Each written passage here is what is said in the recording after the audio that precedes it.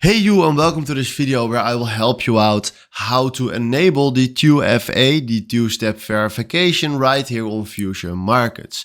The first thing that you need to do is go right here to your own profile picture and then click your own profile. And then from here we scroll down where we will find two-factor authentication.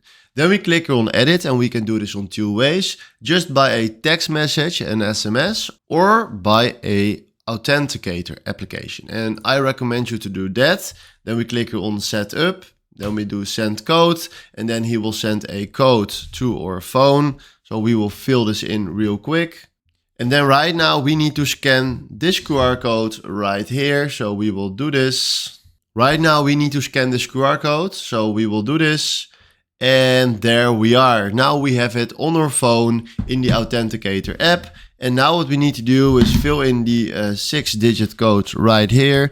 So we will do this, and then we do verify code. And now we just enabled our two-factor authentication app. And this is the way how you can do this. So hopefully this was the video where I was looking for. Thanks for watching and have a wonderful day. Ciao.